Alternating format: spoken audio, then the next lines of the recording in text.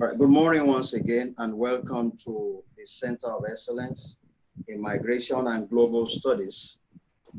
We are delighted to have two of our colleagues from Adekunle Ajasin University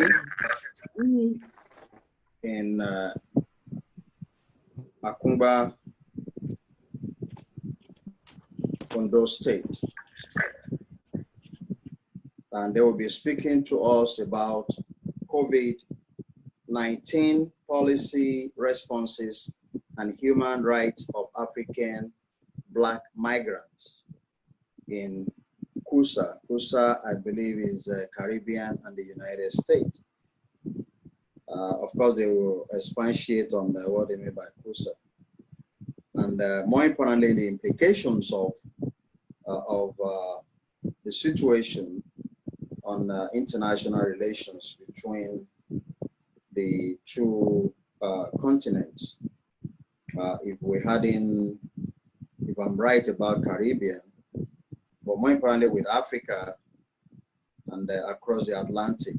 But before we do, let me quickly say this. If we have presented in the past, please note that your certificate is ready. Certificate of presentation is ready. And some of my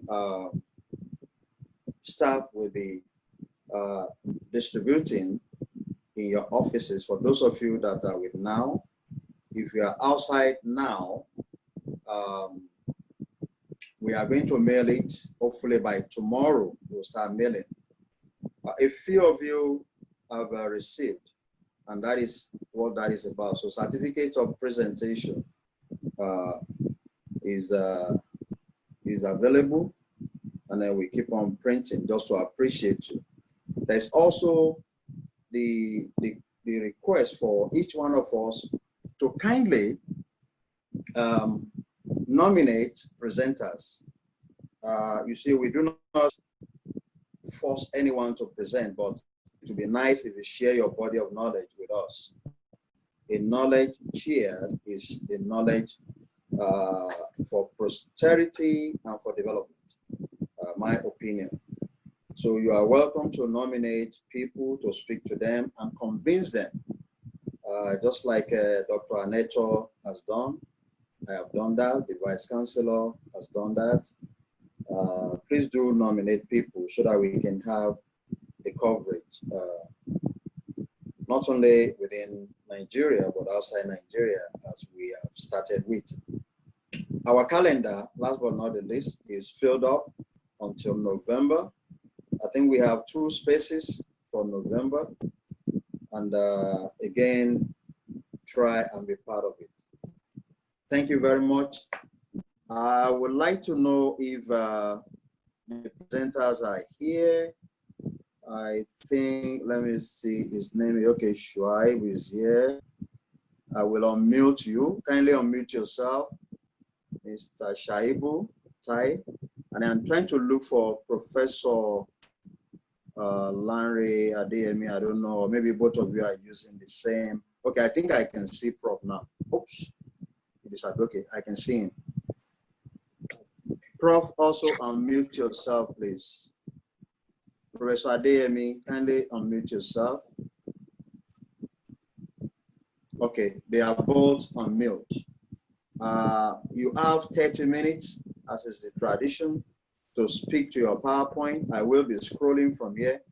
Please do not try to discuss, do not try to share with us.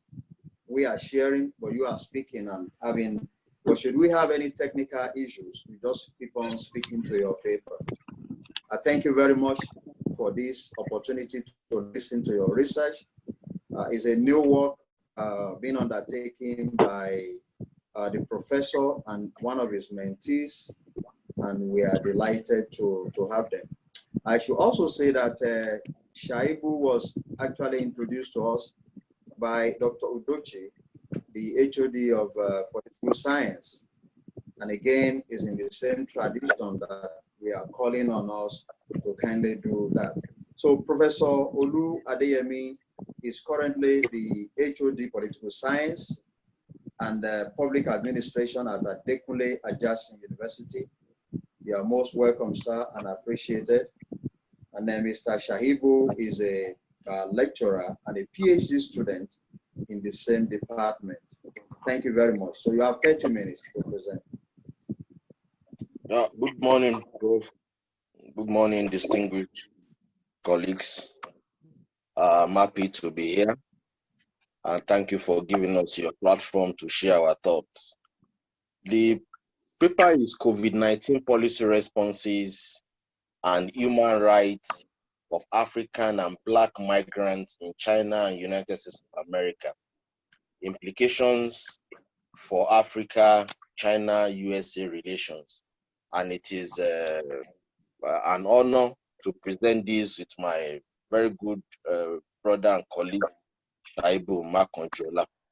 The paper actually focuses on COVID-19 policy responses and human rights conditions of African and Black migrants in China and United States of America, especially with an eye on the implications that this portends for Africa's relationship with China and United States. COVID-19 is ravaging the globe with dire consequences, and a permanent solution is not in sight. However, the expectation that policy responses to this pandemic should conform to international legal standards on human rights of migrants is not being met by COVID-19 policy responses. And this is why our paper focuses specifically on China and United States of America. We are concerned that the COVID-19 responses in these two countries are undermining the human rights of African and Black migrants. Extant researches actually concentrated on human rights dimension of COVID-19, but none adequately investigated the angle at which it affects African and Black migrants. So this is what we set out to do in this paper, using a qualitative approach to get this done. As countries continue to battle with COVID-19, it is manifestly clear that COVID-19 now is not just a pandemic, it's not just a health issue, but it's also a new global security challenge. And the health concern that this portends has raised it up to the level of a public health emergency, and now we label it as a global pandemic. And the United Nations Secretary General, for instance, appears to be the first person that actually declared it to be a human rights challenge, and that is the standpoint of this paper. That we want to significantly diagnose and profile a solution of how countries, no matter what the situation is, should adhere strictly to content of laws, legal provisions that will safeguard the human rights of their citizens, whether they are migrants or not. So this study, like I said earlier on, set out to look at what China and United States have done, and 3 questions actually constitute the core of our discussion. 3 questions actually constitute the core of our discussions. The first of these questions is that what exactly are the international legal standards on human rights of migrants as regards their treatment and their protection? That's the first question, which we tend to answer. The second question is that how has COVID-19 policy responses in China and United States of America undermine the human rights of Africans and other Black migrants within their population? And the third question is that what are the conflict implications for Africa and China, United States relations in the future? These are our concerns. At this point, Mr. Moderator, I'd like to step aside for Shaibu Makonjola to take us through the concept, the operational definitions, and I'll come back to discuss the methodology. Thank you. Thank you very much, Prof. Go ahead, Mr. Evan. It's We have better, we can hear highlighted, you now. all right, sir. We have highlighted 3 major concepts, and it has been clarified in this study.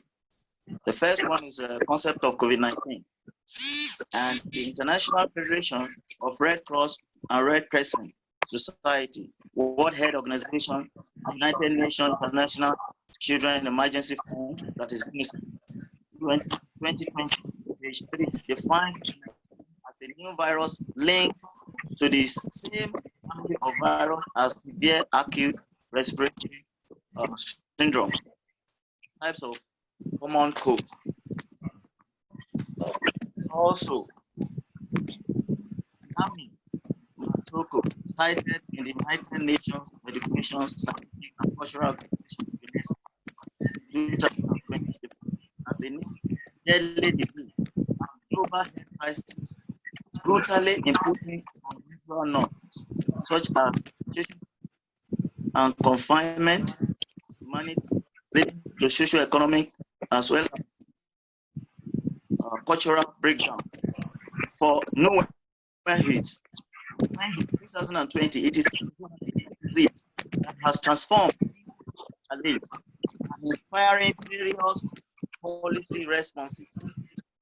So the concept of policy responses, the International Monetary Fund 2020 defined policy responses as key actions or measures that have been taken by government to limit the impact of COVID-19 crisis.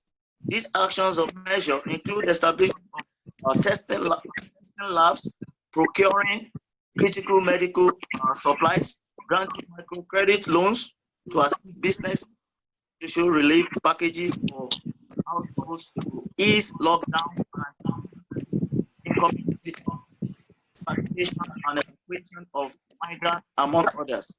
While RESNIC 2020 conceived CPRs, that is COVID-19 policy response, as government social protection intervention, which include food aid, expanded cash transfer, unemployment program, food subsidies, expanded credit options, wage support, mandated grace period, rental payment.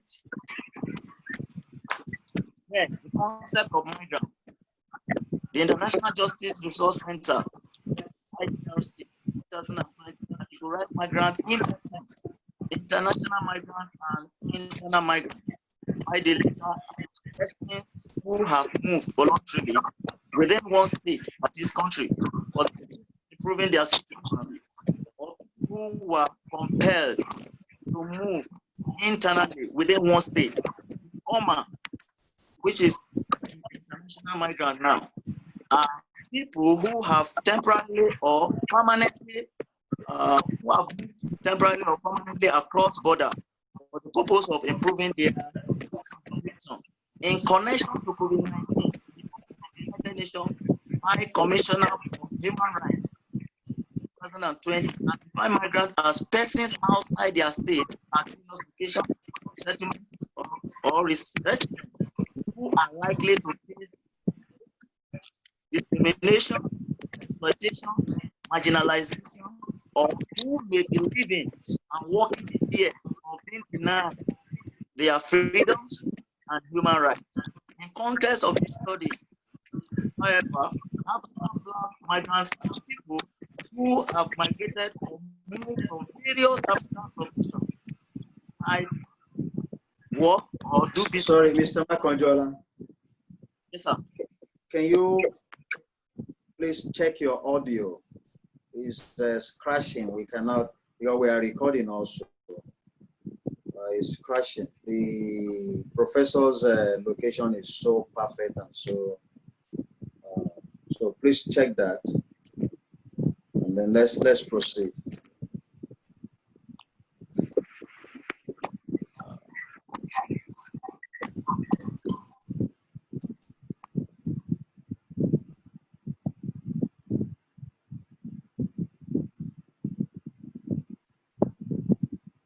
Prof, can you take over if he's having technical issues? Kindly take over, please.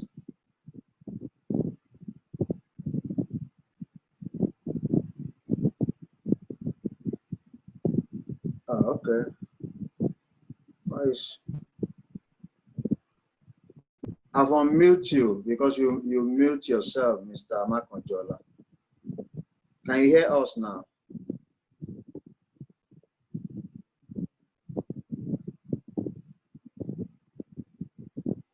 Are you hearing me, sir? Yes, we can Hello, hear you. sir. Please don't mute yourself. Both Prof and Makonjola, do not mute yourself. Just remain on mute. I've asked you to unmute yourself. Yes, sir. Thank you. Can you Okay, hear me, go sir? ahead. It's Yes, all right. we can hear you. Saying that in context of this topic, African black migrants are people who have migrated or moved from various African sub-regions, reside or work for business in cities of China and United States of America. Then we move to the concept of human rights. Can you hear me, sir? Are you We are hearing me? hearing you. Yes. Hello? Okay. All right. Concept of human rights. Icelandic Human Rights Center, this IHRC 2020, complete human rights as those rights which are inherent in the mere fact of being human, and are based on the principles that every human being is to enjoy his or her rights without discrimination. Also, human rights as the human rights of migrants include, among others, equality and non-discrimination, non-refoulement, prohibition against collective expulsion, protection against torture, treatment, arbitrary arrest and detention, labor exploitation, and right to highest attainable standard of physical and mental health. So it can be undermined, that is, this human right can be undermined by denial of civil and political rights, such as arbitrary detention, torture, or a lack of process, as well as economic, social, and cultural rights, such as right to health, housing, or education. Generally, denial and undermination of migrant rights is often closely linked to discriminatory laws, attitude of prejudice, and xenophobia. Take us to the theoretical implications of this paper. The scapegoating theory of prejudice applied to this particular paper, though with history theory. So I'm taking on the scapegoating theory. The theory of prejudice is one of the social psychology theoretical frames of analysis propounded by French social psychologist. The main assumption is that the feeling of discrimination is expressed against minority in a community to unfairly blame and treat them for the problem they do not cause. And this happens usually when the community is being threatened by crisis. Mr. Makonjola, this theory is saying that, yes, sir. We are seriously having. Hello, sir. We're seriously having audio challenge from you, and most of the participants are sending me messages. I don't know what you can do about this, or if you have a fan beside you, just turn off the fan. Maybe it's the fan that is giving you a scratchy stuff. Thank you.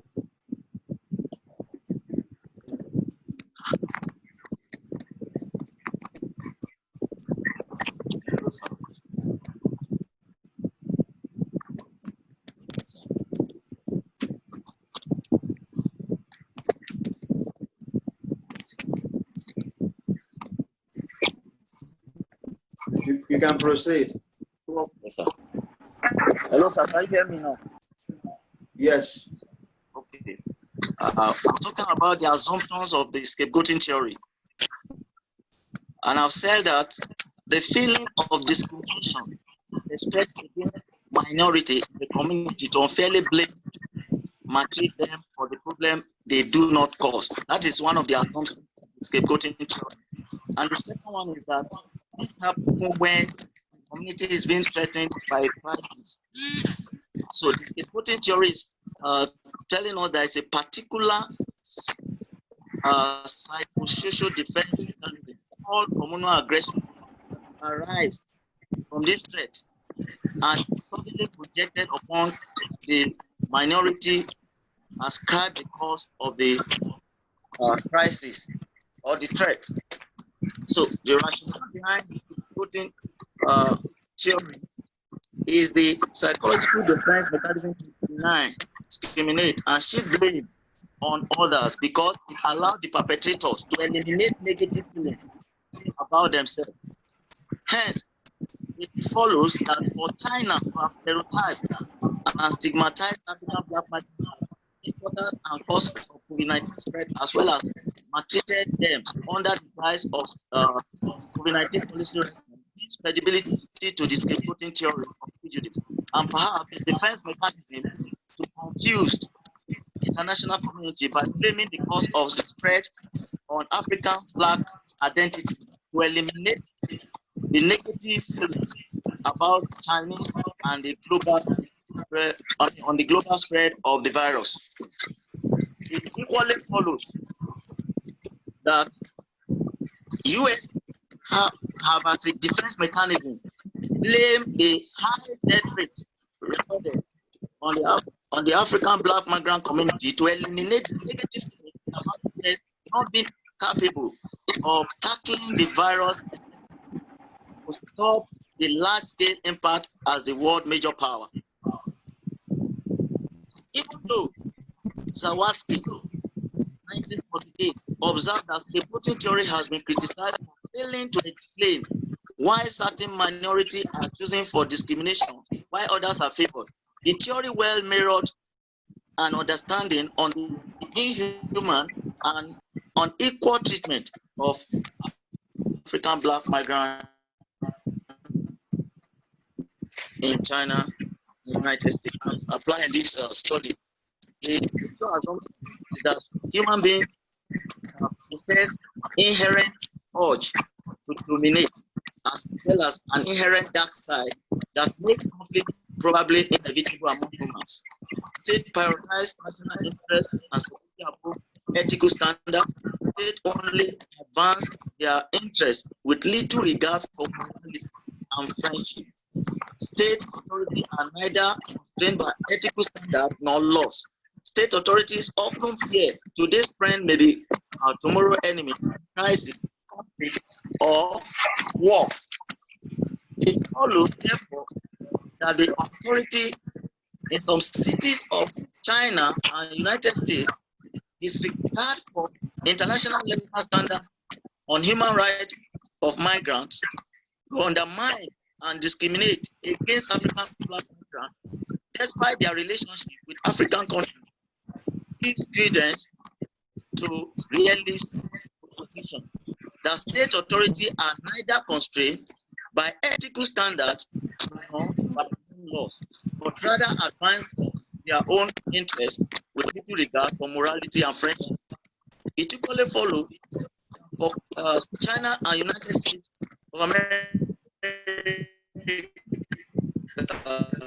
major international partner with matters to fairly and unfairly treat African black migrants amidst COVID-19 gives credibility to realist proposition that friends today may become potential foes tomorrow, crisis or in war, but contradict the doctrines of liberalism, equality before the law, and perhaps a confirmation of the skepticism in international politics. Therefore, why this scapegoating and realist theory combine to add relevance to this study, this theory dominantly applied. Empirical relevance. We have been able to review to add relevance to this paper. One of it is the Amnesty International Canada, a study conducted by Amnesty International Canada in 2020. It revealed there have been extensive reports of racism and xenophobia related to COVID-19 responses, including violence attacks from part of the globe against migrants. who were equally denied the service of health care and suggested that Canadian government response should reflect the expression of solidarity and racism, as well as testing and treatment should be accessible to everyone, including documented migrants, without discrimination. Also, the research conducted by Guadagno 2020 focused on in Portugal, and it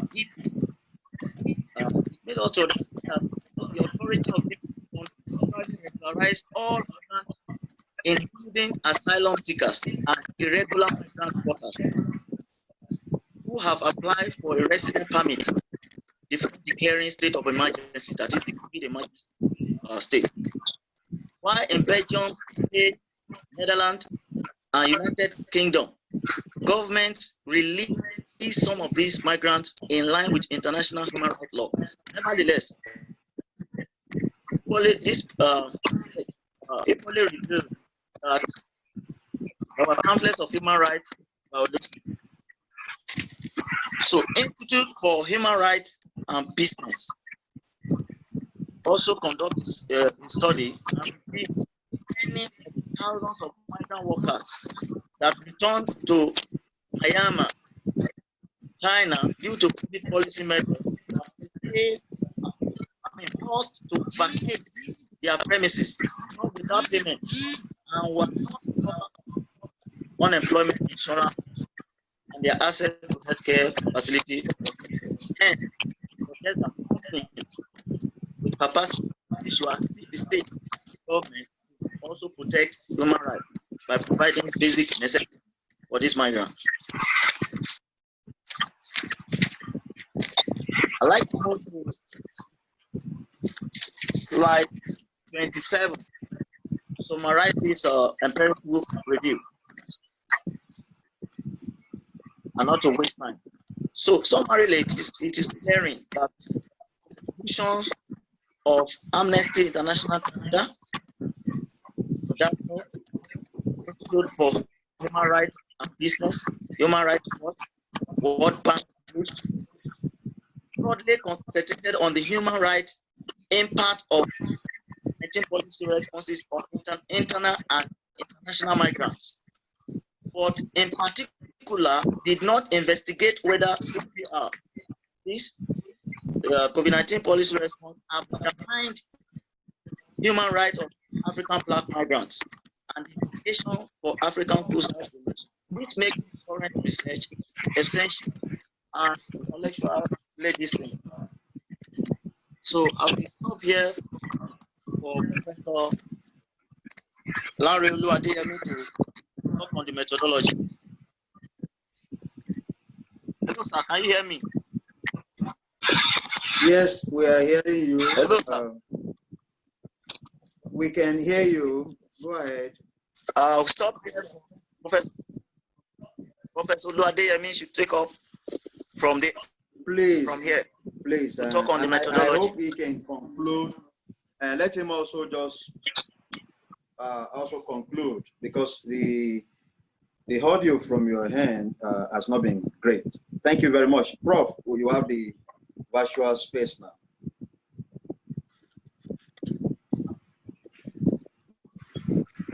Unmute yourself, Prof.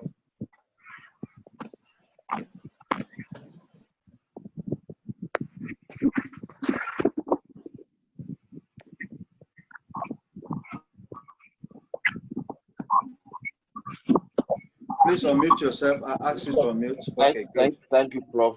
Thank you very much. Apologies for the challenge of technology being experienced there.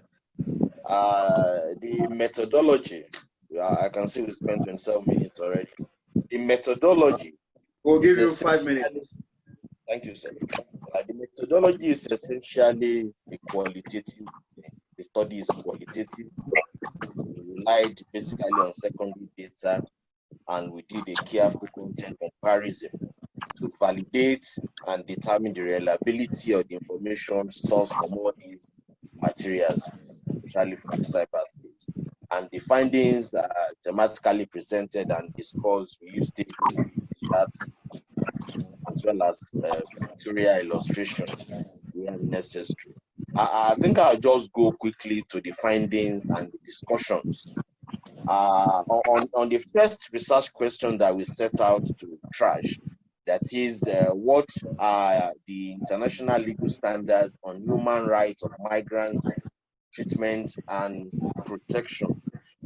Yes, the table that is being displayed on our screen now, if you go there, we have quite a number of those international legal rights on human rights of migrants that are well established, that have been in operation, but we just pick out a few ones. For instance, we like to look at International Covenant on Civil and Political Rights that came into force in 1976. That's the first one on that table one. And some of the provisions is to the effect that every human being has the inherent right to life.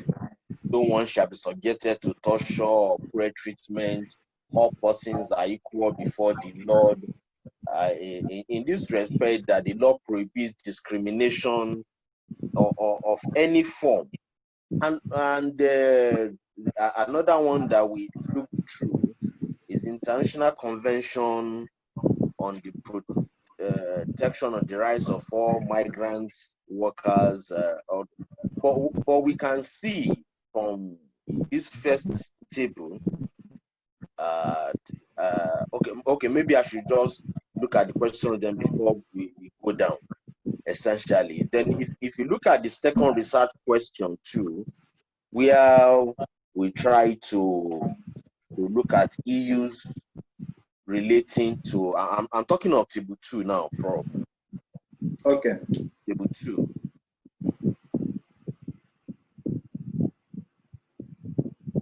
Yes, where we try to answer the question of what exactly are ways in which COVID-19 policy responses in China and United States have undermined the human rights of African Black migrants.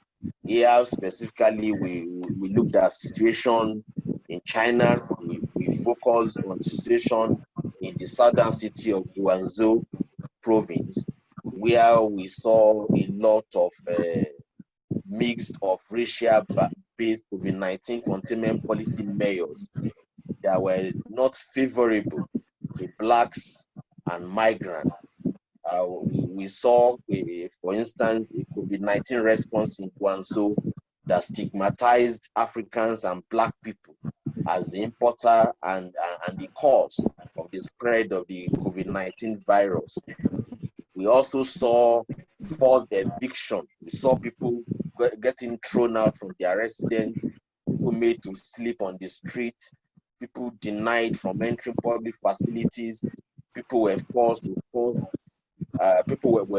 self-isolate at home, people were forced to take the COVID-19. We saw a lot of these, and all of these are detailed in our paper.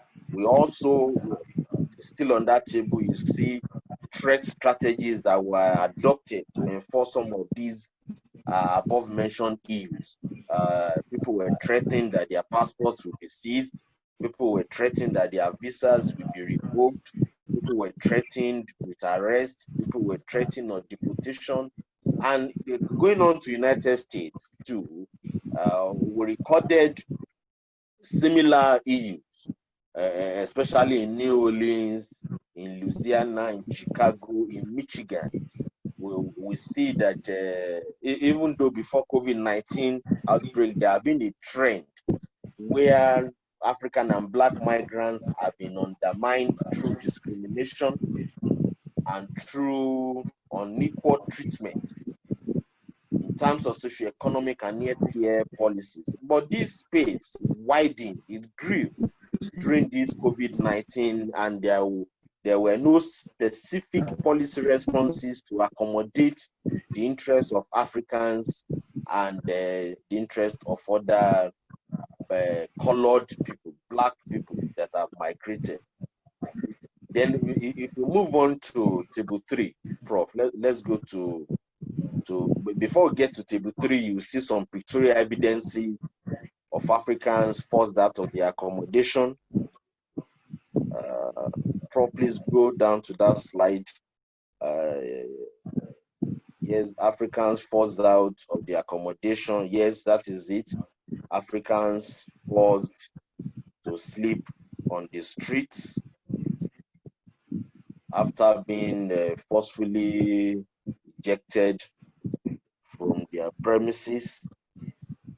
And you see a black man being harassed by the Chinese police. This we saw from BBC, we saw from CNN and the rest. Table 3, Prof. Speaking about African black population COVID-19 fatalities. We just try to bring out the percentage of African and black population in the cities, as well as their fatality rate. These are verifiable figures, just to show that the COVID-19 policy responses in China and United States especially are skewed in favor of the whites as against the interests of the black people.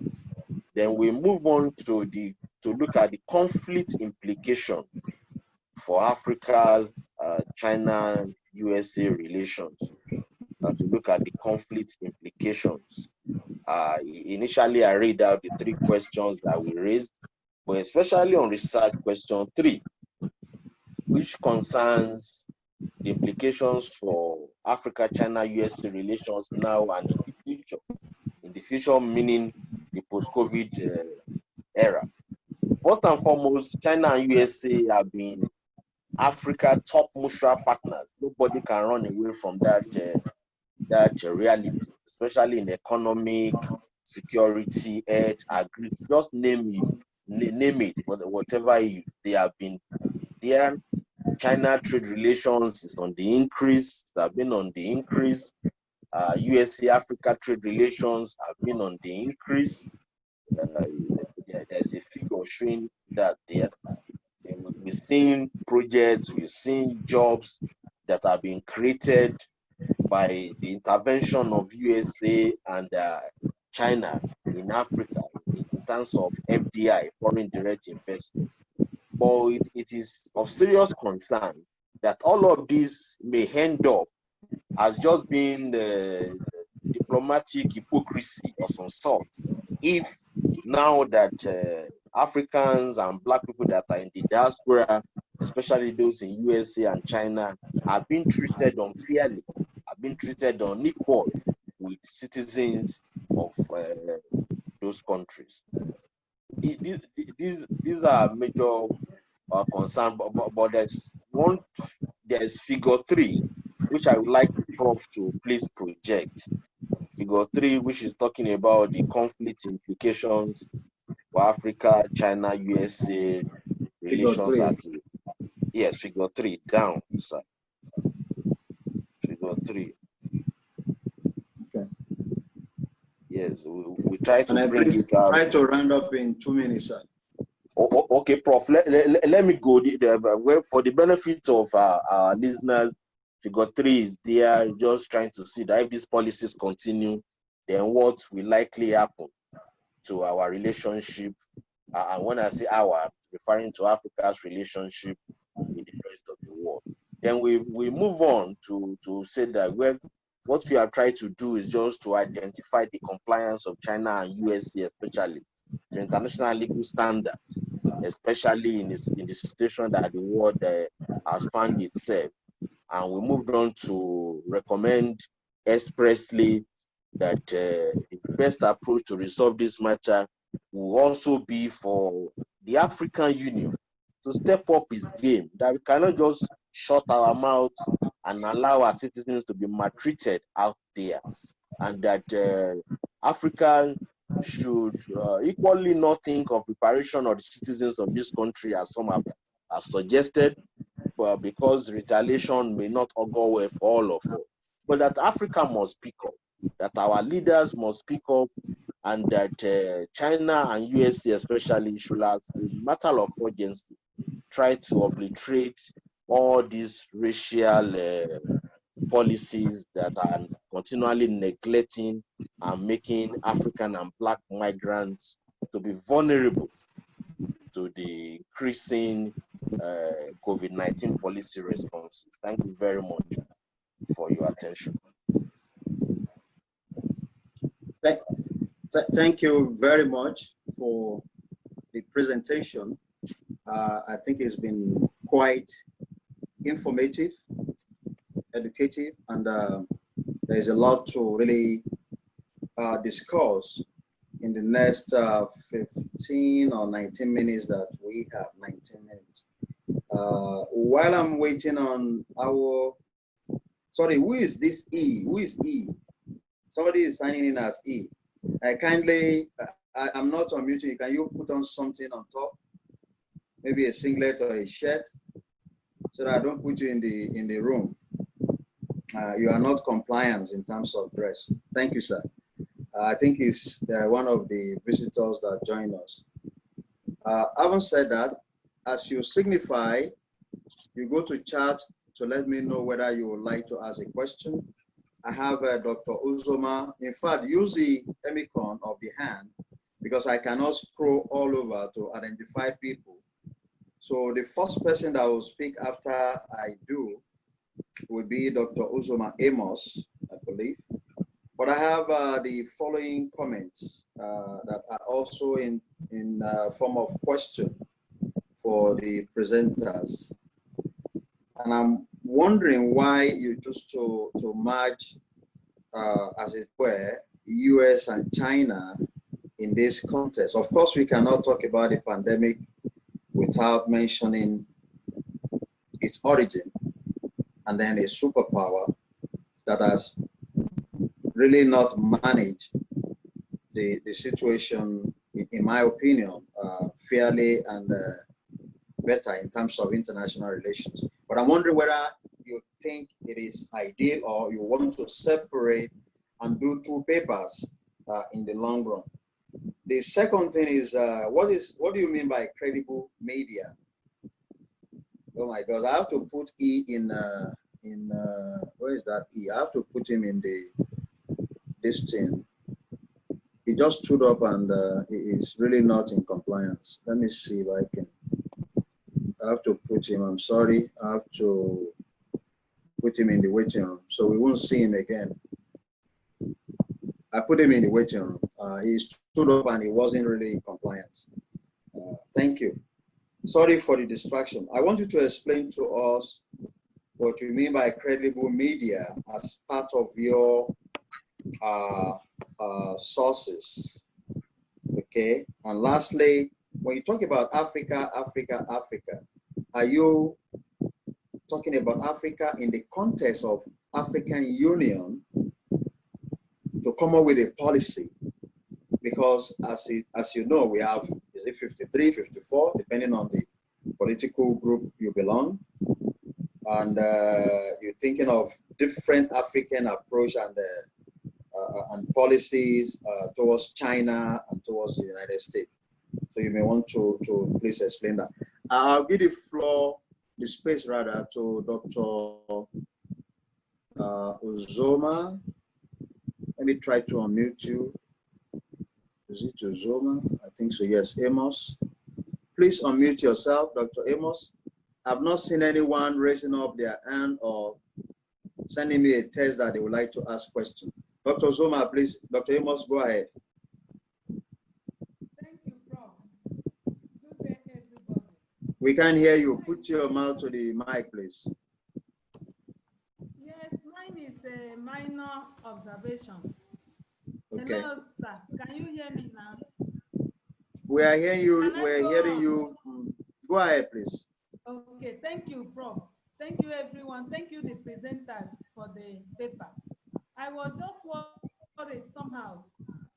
Under the recommendations, one of your recommendations is that the Africans should speak against the maltreatment or, yes, racial injustice.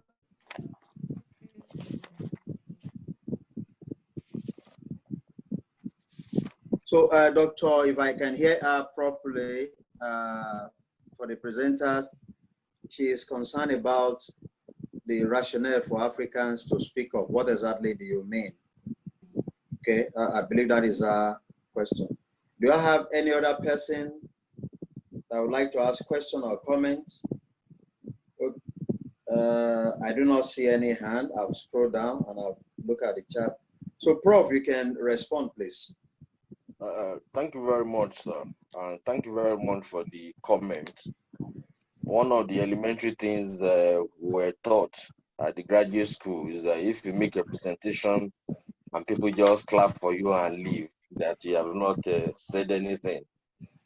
Thank you, Prof, sir. The idea of merging China and USA together as a case study, it is not impossible for us to look at these two countries, Yes, their it's policy, true. Internationally, what happens at to look Please at go their ahead. COVID-19 responses individually. Yes, it's possible, but we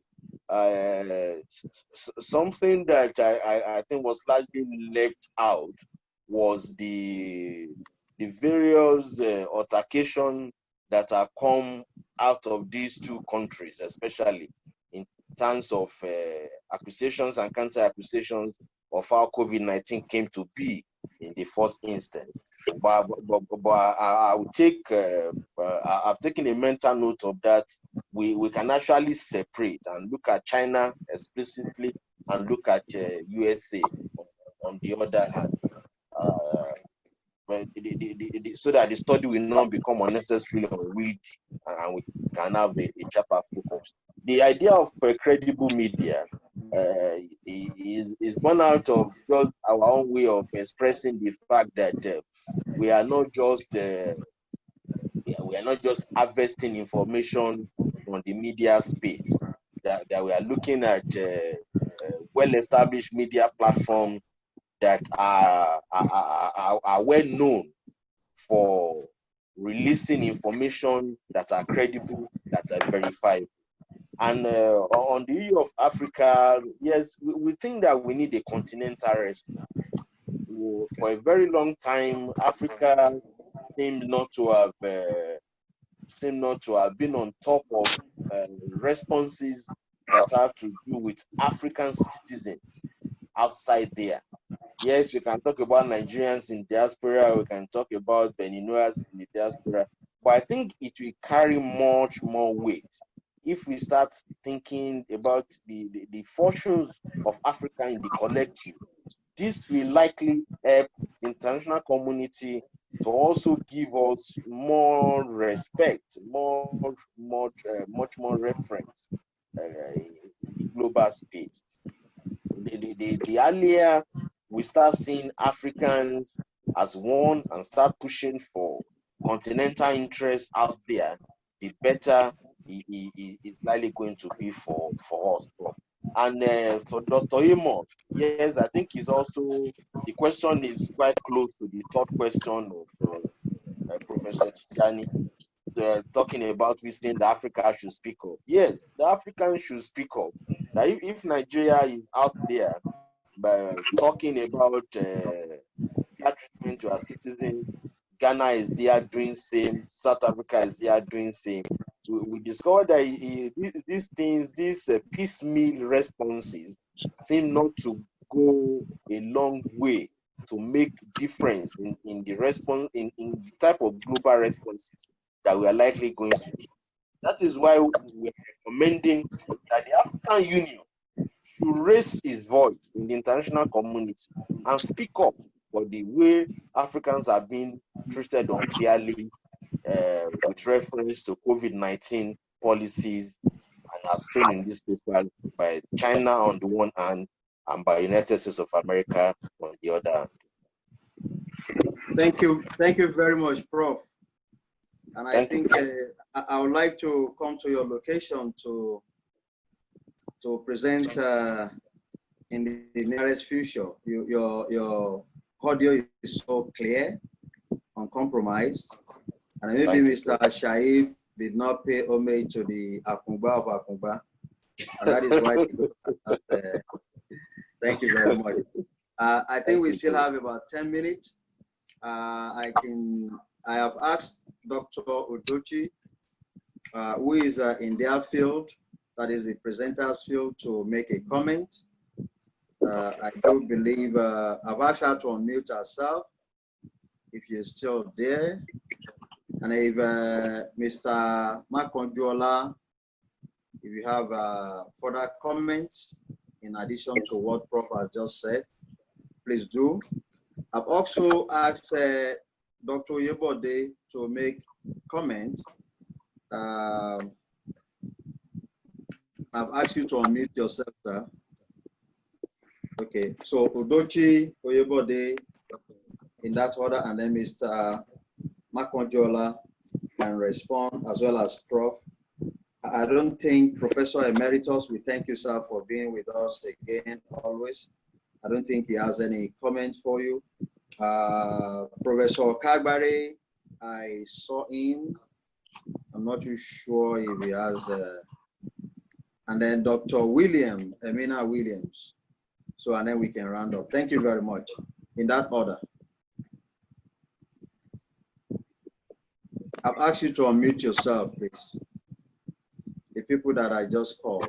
Go ahead, Dr. Yebode. Thank you, Prof. and the presenters. Well, I just want to contribute that it's very difficult to draw a very sharp line between human rights abuses and the need to protect the dignity of the people. As a pandemic like this, surely people will be, we have to sacrifice their rights for the good of the dignity of the people. But when it becomes discriminatory, and I think there has to be enough evidence in this paper to tell us that what is being applied, what is being done to Africans in China and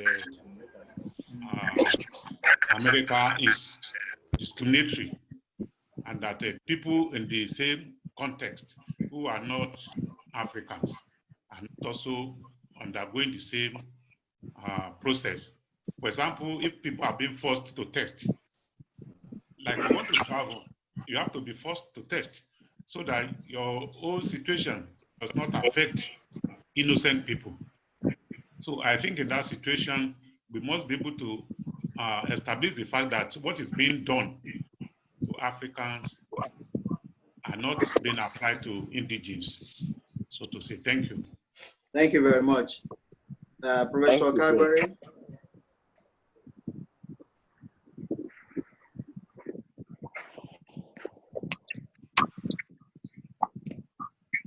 I think Professor Kagbare is on mute.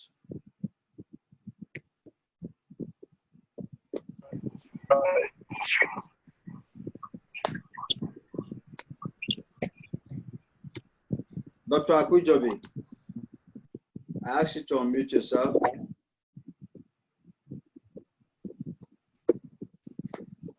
I think that is one of the lawyers I can find in the house. Or Dr. N.S. Ubeja, unmute yourself too.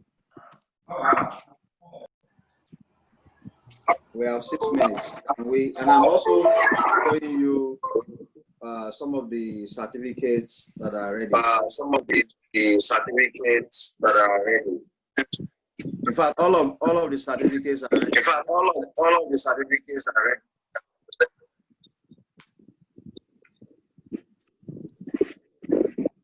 Well, I guess I will allow Professor Oluwadeyemi and Mr. Makonjola to give us a closing remarks. If you still have one or two things. And by the way, we do publish after peer review, so you are more than welcome to seek publication with us. And we look forward to reviewing the paper and getting it into the academic space. Well, I want to thank you again for the opportunity to use your platform to ventilate our thoughts. I've noted all the comments that I've gotten, especially from the last one from the very senior professor.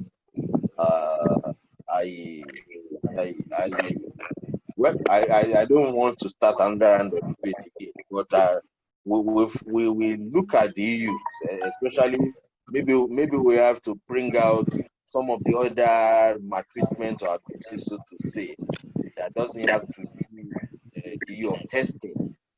Yes, like people being thrown out from the apartment, people being denied access to public spaces and the rest. We consider all of these as serious abuses.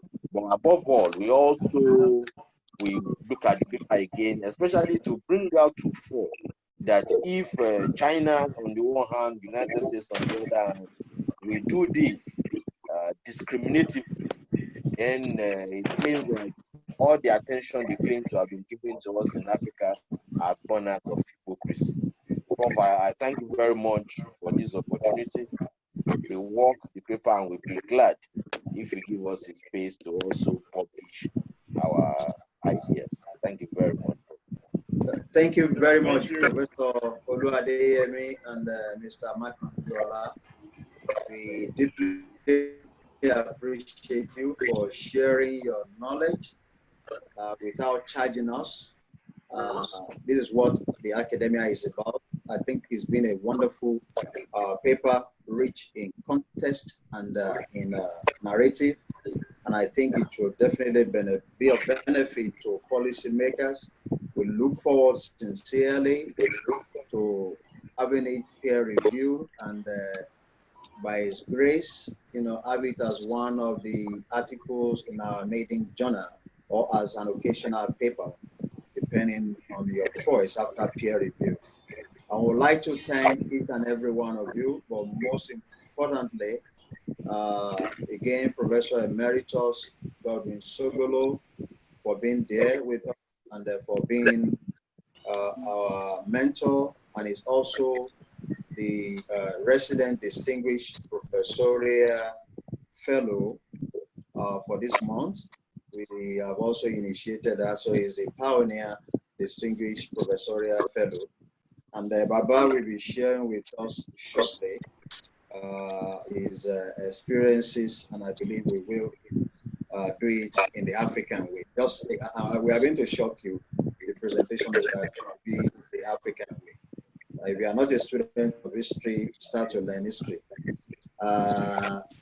Just to thank, okay. And I also would like to thank the director of LSS, Professor Okagware. He has just thanked everyone.